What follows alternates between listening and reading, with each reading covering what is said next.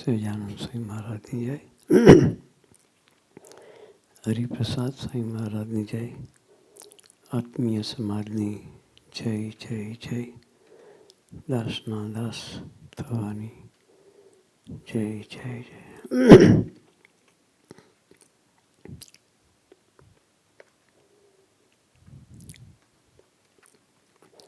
આનંદ સ્વામીએ આપણને સરસ ગોષ્ઠી કરી.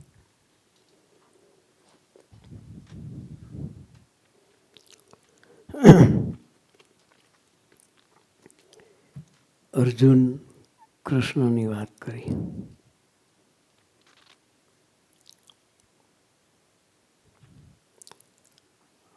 અર્જુન પોતે બાણાવાળી હતો. એનું બાણ ટંકાર કરે ને લોકો ધ્રુજી જતા હતા. જો બાણ ચડવા માટે પણસ ખેંચે છોડે એનો અવાજ લોકો ધ્રુજી જતા. એટલું પોતે બાણાવાળી હતો. પણ છતાંય એના જીવનમાં જો કૃષ્ણ ન હોત તો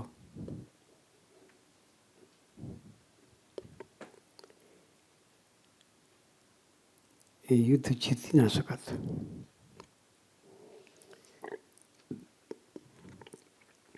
ભગવાને પડે પડ રક્ષા કરી.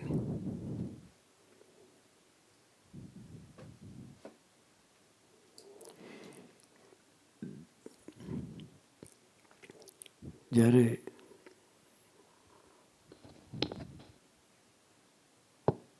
દ્રૌપદીના સ્વયંવર વખતે અર્જુન 5 પાંડવો સાથે જ્યારે જાય છે, કાપડી વેશમાં હતા, કારણ કે વનવાસ હતો.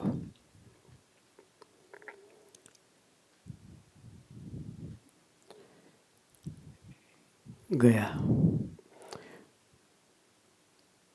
ત્રાજવામાં 2 પગ મૂકી અને ઉપરેલું માછલું એને વાણથી વીંધવાનું. પણ માટલા સામું નહીં જોવાનું, પાણીમાં જોવાનું. ક્યાં જોવાનું? ઉપર જઈને નીચે જઈને મારવાનું. કેટલા બધા મહારાજાઓ ગયા હતા. ત્રાજવામાં ચડવા જઈને પડે, નીચે પાણી હતું, બચારા નવાઈ જાય.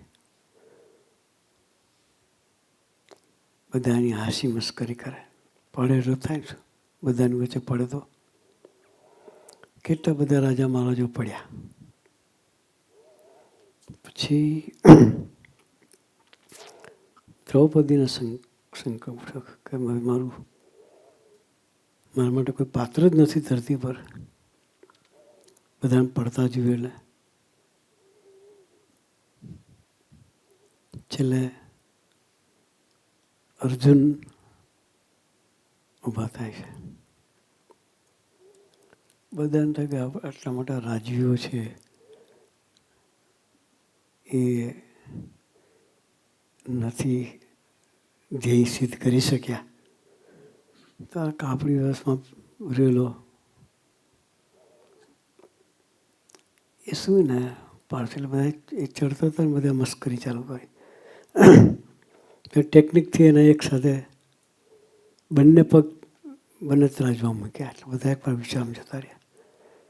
સાલો કે સ્થિર થયો ખરો. ઉપર ચડી ગયો, બેલેન્સ કર્યું, ત્રાજવું.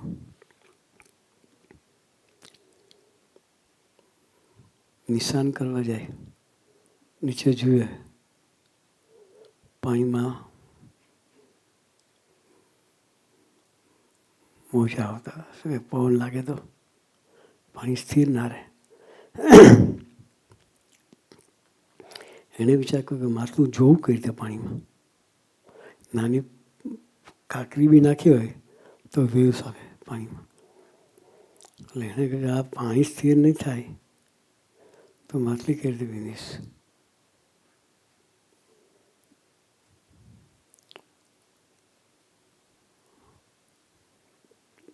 કોઈ આધાર ન મળે ત્યારે શું થાય? કોણ યાદ આવે? આનું સાંઈ કહ્યું ને, બધી જગ્યાએ પાછા પડીએ ત્યારે કોણ યાદ આવે? ઘરવાળા યાદ ના આવે, ઘરવાળા યાદ આવે, ભગવાન યાદ આવે. ત્યાં સુધી તો પોતાના બળે કામ કર્યું.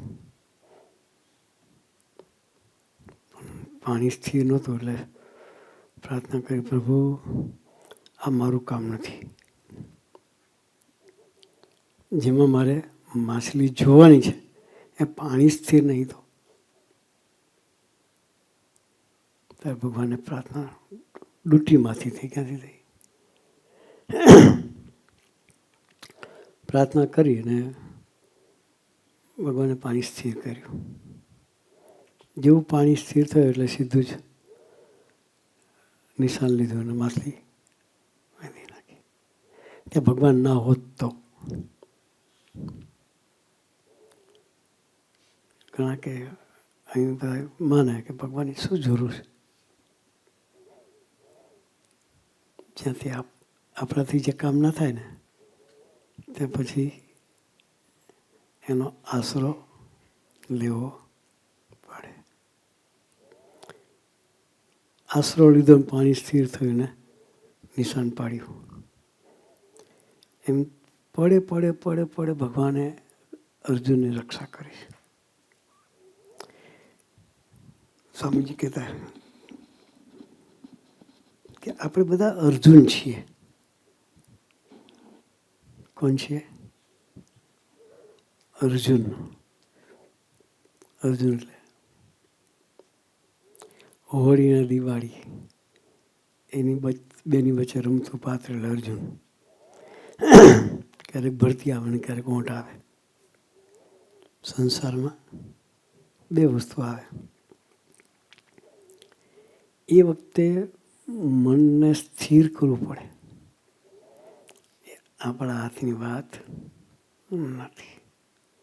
એટલે આપણે બધા અર્જુન છીએ. આપણે પણ હોળી અને દિવાળીની વચ્ચે રમીએ છીએ. આનું સામે વર્ણન કર્યું ને, અનેક જાતના પ્રશ્નો આવે. જોબનું ઇન્ટરવ્યૂ દેવા ગયા, ઇન્ટરવ્યૂ આપ્યું, વિચારમાં જતા રહીએ શું થશે. ત્યાં આશરો જોઈએ. શું જોઈએ? આશરો. ગોદ જોઈએ એવી કે જે આપણને નિરંતર આપણી સાથે રહે, આપણને ગાઈડ કરે, આપણને હૂંફ આપે. અબ્દુલ કલામનું નામ સાંભળ્યું છે. ઇન્ડિયાના પ્રેસિડેન્ટ. સાંભળ્યું છે નામ?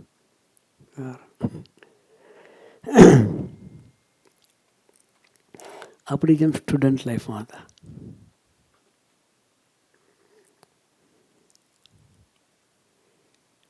એને પણ એક ફિલ્ડ નક્કી કરેલું.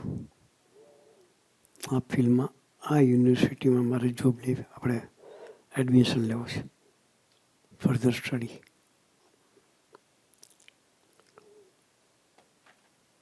ન મળ્યું. જે યુનિવર્સિટીમાં એને જવું હતું એડમિશન ન મળ્યું. નાસીપાસ થઈ ગયા.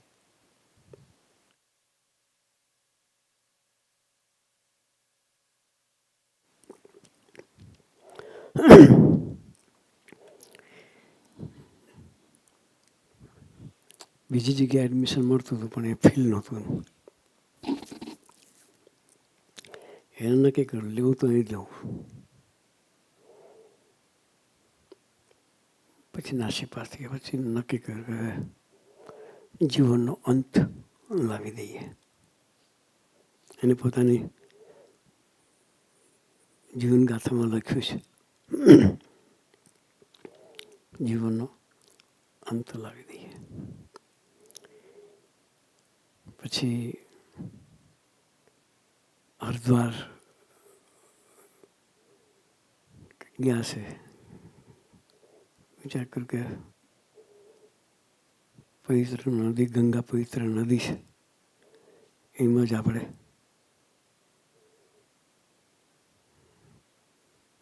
જીવન પૂર્ણાહુતિ કરી નાખ્યું. એ ટાઈમમાં કોઈ મંદિરમાં આરતીના ઘંટનાદ થયા. એ ઘંટનાદ સાંભળીને થયું કે ચાલો છેલ્લે છેલ્લે દર્શન કરી લઈએ. છેલ્લે છેલ્લે દર્શન કરી લઈએ. મંદિરમાં જાય.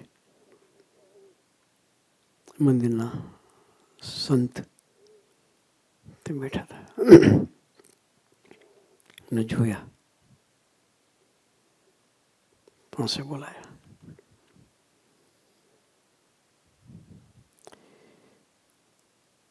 એનો સંકલ્પ પકડીને કહ્યું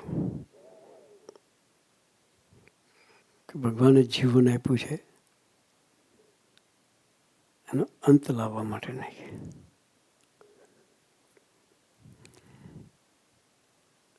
આ રીતે વેડફી નાખવા માટે નથી આપ્યું. કે બુદ્ધિશાળી હતા. એને વિચાર કર્યો કે હા, મારા મનની વાત એની પાસે ક્યાંથી આવી. પછી થોડી વાર પછી કહ્યું કે દીકરા, તું ચિંતા ના કરીશ. ભલે તને જે યુનિવર્સિટીમાં જો એડમિશન જોઈએ છે ત્યાં નથી મળતું, જે મળે છે એમાં લઈ લે. કે તારે તારું કેરિયર જ કરવું છે, પણ નાસીપાસ ના થઈશ. કે શું કહ્યું? અત્યારે જેમાં મળે છે એમાં તું એડમિશન લઈ લે. એને આનંદ થઈ ગયો કે આ સંત ના મળ્યા હોત તો. પછી એડમિશન લઈ લે છે. પછી સેકન્ડ ટર્મમાં એને પાછી જેમાં જવું હતું એ યુનિવર્સિટીમાં પાછું એને એડમિશન મળી જાય છે. એ એની જીવનગાથામાં લખે છે કે મારા જીવનમાં જો સંત ના હોત તો જે મેળવવું છે મેળવી શકત નહીં. દરેકના જીવનમાં ભરતી ઓટા આવે છે. એવા વખતે કોઈક આપણને એપ્રિશિએટ કરનાર, આપણને સપોર્ટ કરનાર કોઈક જોઈએ. સ્વામી જેવા પુરુષ હતા કે દરેક દીકરાઓના જીવનમાં સ્વામીજીએ કક્ષાએ રસ લઈ એને જીવતા ને જાગતા રાખ્યા છે.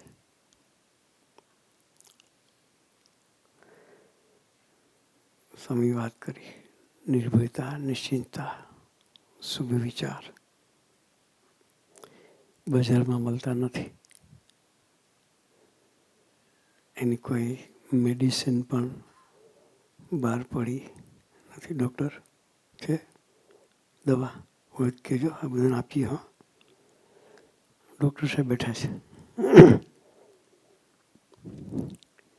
એને કોઈ દવા શોધાણી, શાંતિ માટેની કોઈ દવા શોધાણી નથી. અમેરિકન સાયન્સમાં બી નથી. ઇન્ડિયામાં તો ના હોય કદાચ, પણ અહીં બી નથી. એ નિશ્ચિંતતા કોણ આપે? ડૉક્ટરને ચેકઅપ માટે ગયા ને કે ભાઈ કેન્સર છે તો શું થાય? કેન્સર ઘાયલ થઈ જઈએ. ખાલી ડિટેક્ટ થાય, આમાં ઘણા ગાંઠ કપાણી હોય ને, ઓપરેશન, નાની ટ્યુમર, ઓપરેશન થાય એટલે ડૉક્ટર કે બાયોપ્સી કરાવવી પડશે. કે બાયોપ્સી શબ્દ સાંભળે ને તો અડધા ઘાયલ થઈ જાય છે. કેન્સર નીકળશે તો ડૉક્ટર બાયોપ્સી કરાવે છે ફર્ધર ઇન્વેસ્ટિગેશન માટે, પણ છતાં આપણે ગભરાઈ જઈએ. ડૉક્ટર બાયોપ્સીનું કહે ને તો આપણને કેમ થઈ જાય, શું થશે? ને ડિટેક્ટ થાય તો કેન્સર ડિટેક્ટ થાય તો શું થાય? આશાઓ બધી ધૂળમાં મળી જાય. પણ ત્યાં પણ કોઈક એવા સંતની હૂંફ હોય ને તો નિશ્ચિંતા રહે. આ મંદિરમાં એક સેવક છે.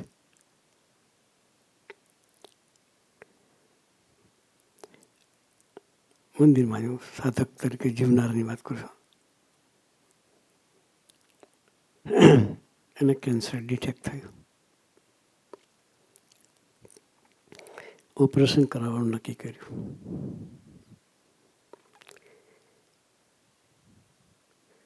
વલઘોડિયા પાસે હોસ્પિટલ છે નહીં.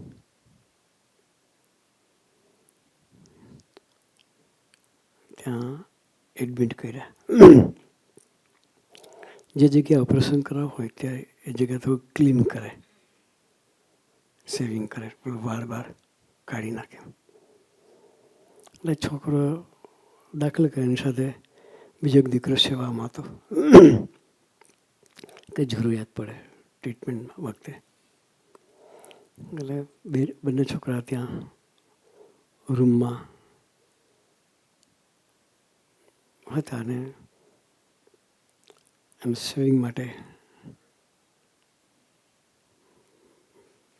બાર્બર, સ્પેશિયલ બાર્બર હોય, અહીં આવે એટલો ભાગ ક્લીન કરે. એને પૂછ્યું કે પેશન્ટ કોણ છે? પૂછવાનું હોય જ નહીં, ફેસ પરથી ખબર પડી જાય કે ના પડે. પેશન્ટ હોય એને ફેસ પરથી ખબર પડી કે આ પેશન્ટ જ છે. પેલા બે છોકરા આનંદ કરતા હતા અને પેલા આને પૂછ્યું કે પેશન્ટ કોણ છે? તો જે પેશન્ટ હતો કે હું છું કે. એટલે એને લાગ્યું કે મારી મજાક કરે છે. કોને? જે ક્લીન કરવા હતો એને એવું લાગ્યું કે મારી મજાક કરે છે. એટલે એને કહ્યું યાર સાચું બોલો ને યાર, કે એને કેટલાય પેશન્ટોને ક્લીન કર્યા હોય, બધા ઘાયલ થઈને અડધો પડ્યો હોય. આ બે મસ્તીથી વાતો કરતા હતા. એ પૂછ્યું કે તમે તો કે ના રિયલ હું મારે જ ઓપરેશન કરાવવું છે. એને સાચું ના મનાયું. તે પાછો ગયો ડૉક્ટર સાહેબ પાસે કે સાહેબ કે બે જણા છે ત્યાં મારી મસ્કરી કરે છે. કે હું પૂછું કે પેશન્ટ કોણ છે? તો કે પેશન્ટ જો કોઈ લાગતું નહીં.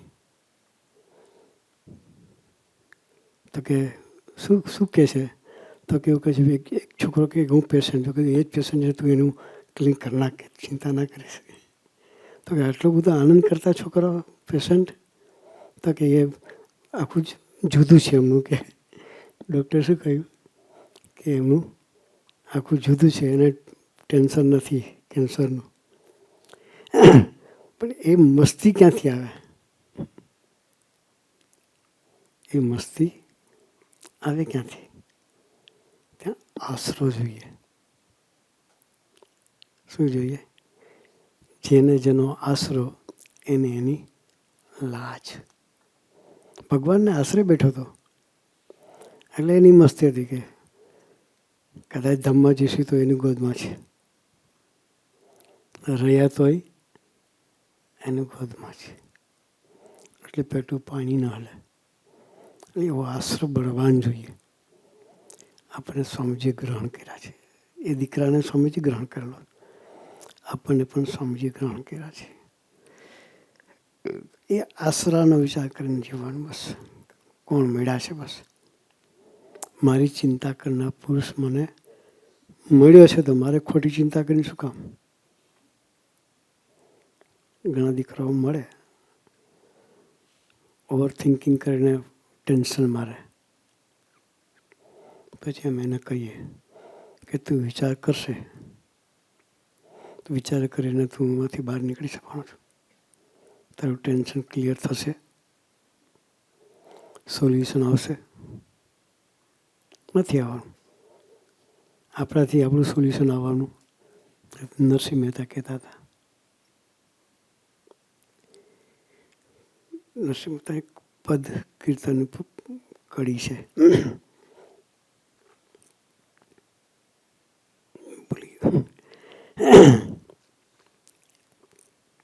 આપણું ચિંતવ્યો અર્થ કઈ નવસરે. આપણે જેટલું ચિંતન કરશું આપણા હાથમાં છે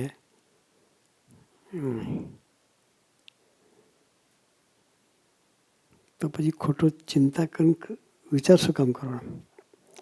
પણ એ નિશ્ચિંતતા તો જ આવે કે એવા નિશ્ચિંત પુરુષની ગોદ હોય તો. આનંદ સ્વામીએ કહ્યું આપણે નસીબદાર છીએ કે એના માટે આપણે કોઈ દાખલો નથી કર્યો. સ્વામીજીએ કરુણાએ કરીને આપણને ગ્રહણ કર્યા છે, ગોદમાં લીધા છે. તો એની સાથેનો બાપ દીકરાનો સંબંધ બાંધીએ તો આપણે પણ નિશ્ચિંતતાથી જીવન જીવી શકીએ. એટલે આપણે નિર્ભયતા, નિશ્ચિંતતાના શુભ વિચારમાં જવું છે. એના માટે સ્વામીજીએ ઠેર ઠેર આવા યુવક મંડળોની સ્થાપના કરી છે. બાકી અત્યારના યુવાનો સોશિયલ મીડિયાની પાસે ગાંડા હોય છે. શેની પાછળ? સોશિયલ મીડિયાની પાછળ ગાંડા હોય. એને કહો બંધ કર, પ્રાણ જાય પણ સોશિયલ મીડિયા ના જાય. પ્રાણ જાય પણ એ છોડવાની મન જ ના થાય. પણ અત્યારે જે દીકરાઓ સત્સંગમાં આવે છે બાપુજી, એ લોકો એટલું જ બોલે છે પ્રાણ જાય પણ સભા ના જાય.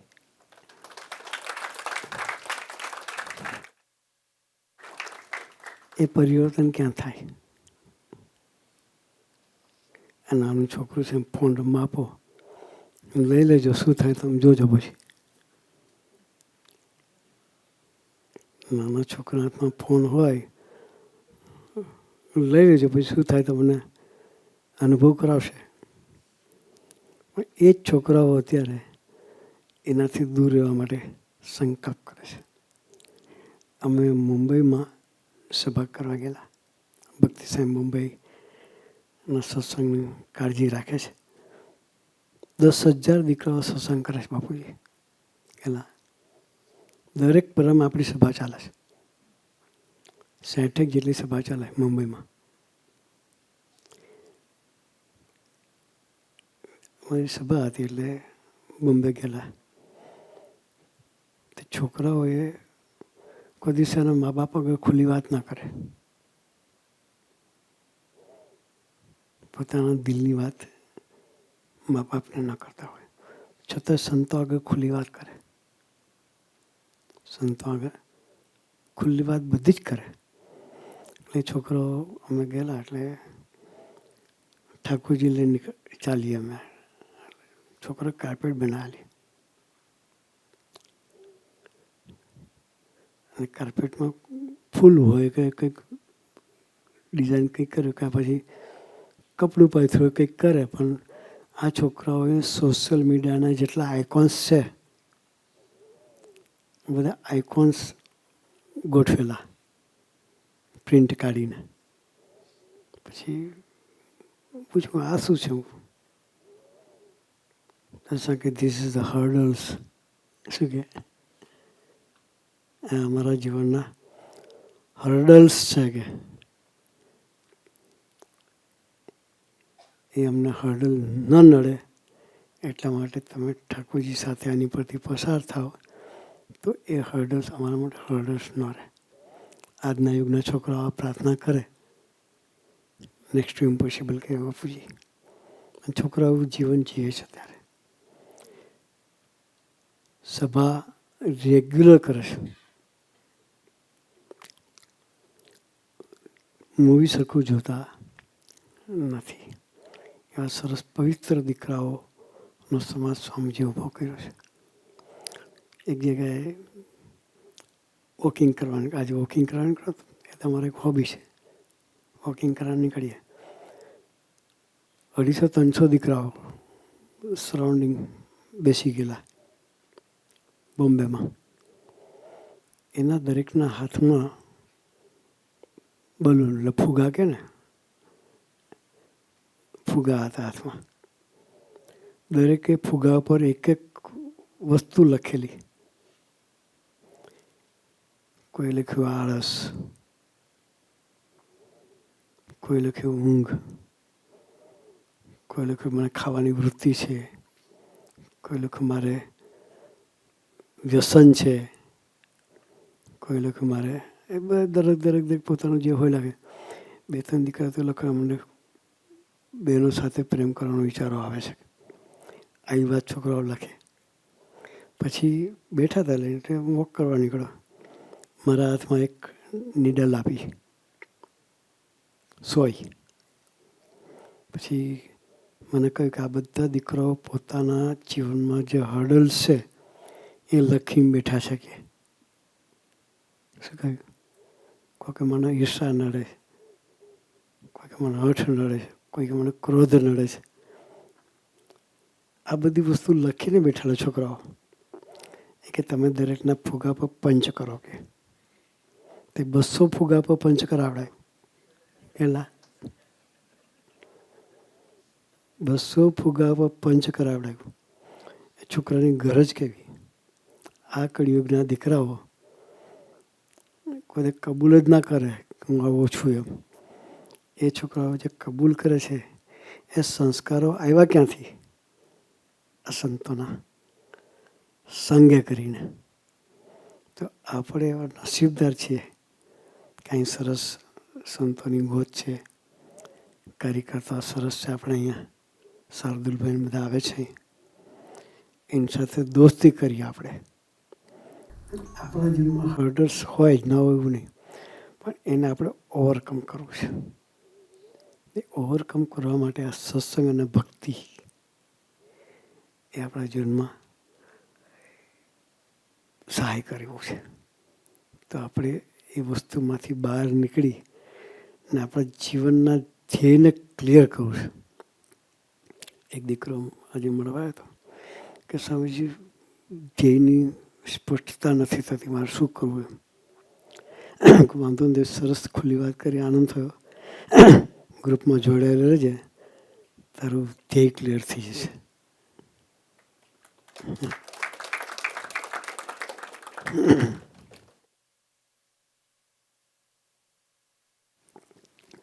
આપણે બધા જ આવીએ છીએ પોતાના ધ્યેયને ક્લિયર કરવા માટે. તો આવું સરસનું એક ઓપોર્ચ્યુનિટી છે આપણા માટે. તો એવા મિત્રો સાથે દોસ્તી કરી. શાર્દુલભાઈ આવે છે, પછી વિભુભાઈને શરૂઆતથી તો બધા આવે છે દીકરાઓ. ઠેઠ ન્યૂજર્સીથી આવે. 2 કલાક થયા આવતા. દર વીકેન્ડમાં આવે છે. એક વીકેન્ડ ખાલી જતું. 2 કલાક ડ્રાઈવ કરીને સ્પેશિયલ આપણે માટે આવે છે. તો આપણે એની સાથેની દોસ્તી કરી ને આપણું ધ્યેય ક્લિયર કરી અને આપણી યાત્રા ભગવાન તરફ ચલાવતા રહીએ. એ ચલાવવા માટે ગુરુએ ખૂબ ખૂબ બળબુદ્ધિની શક્તિ આપે. એ જ પ્રાર્થના. સહજાનંદ સ્વામી મહારાજ.